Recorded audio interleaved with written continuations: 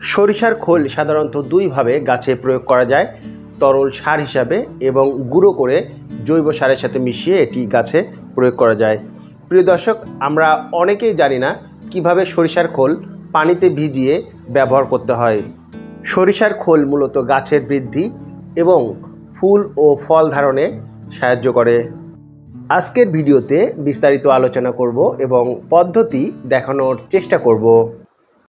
প্রিয় দর্শক, আমরা অনেকেই গাছে সরিষার খোল প্রয়োগ করতে চাই, কিন্তু সঠিক পদ্ধতিতে কিভাবে সরিষার খোল গাছে প্রয়োগ করতে হয় এটা অনেকেই জানি অথবা অনেকেই জানি না।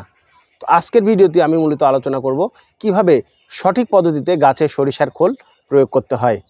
আমরা যদি সঠিক পদ্ধতিতে সরিষার খোল গাছে প্রয়োগ না করতে পারি তাহলে শখের গাছটি কিন্তু মারা যেতে পারে।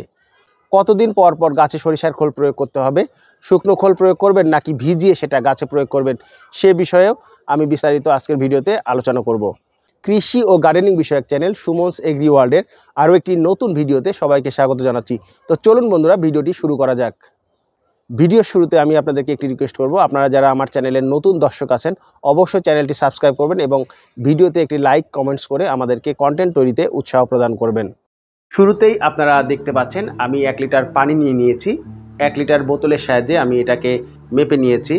অবশ্যই পরিষ্কার এবং ঠান্ডা স্বচ্ছ পানি আপনারা ব্যবহার করার চেষ্টা করবেন। এখন প্রশ্ন থাকতে পারে যে 1 লিটার পানির জন্য কতটুকু সরিষার খোল ব্যবহার করতে হবে।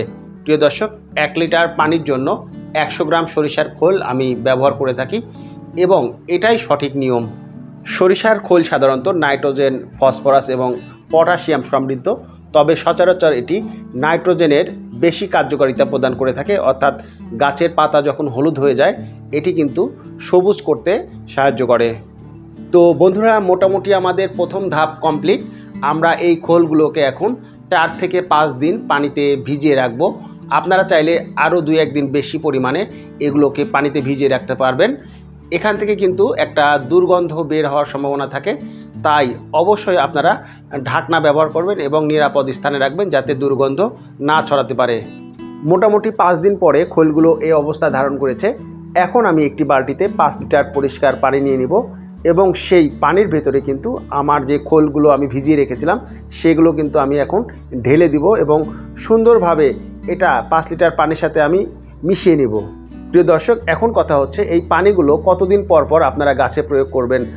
আপনারা চাইলে 7 দিন পর পর প্রয়োগ করতে পারেন অথবা 15 দিন পর পর এই পানিগুলো গাছে প্রয়োগ করতে পারেন।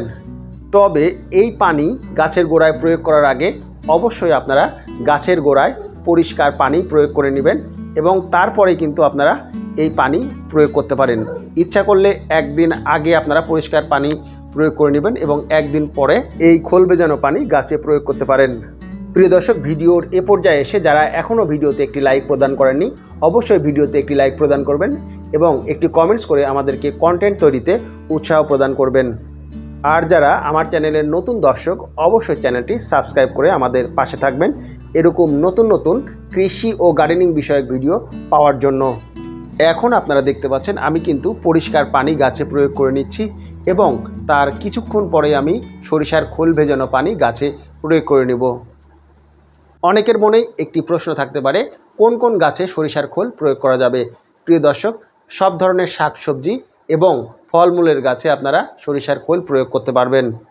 সরিষার খোল একটি প্রাকৃতিক এবং পরিবেশ বান্ধব জৈব সার যা মাটির গুণাগুণ ভালো রাখে এবং মাটির স্বাস্থ্য ভালো রাখে। সরিষার খোল মাটির অম্লতা বা পিএইচ নিয়ন্ত্রণে সাহায্য করে এবং মাটিতে অণুজীবের সংখ্যা বৃদ্ধি করে, যা মাটির গুণাগুণ অনেকাংশে বাড়িয়ে তোলে। সরিষার খোল ধীরে ধীরে পচে মাটিতে মিশে যায়, ফলে গাছ দীর্ঘ সময় প্রয়োজনীয় পুষ্টি সংগ্রহ করতে পারে। প্রিয় দর্শক, আজকের ভিডিও থেকে বিদায় নিচ্ছি।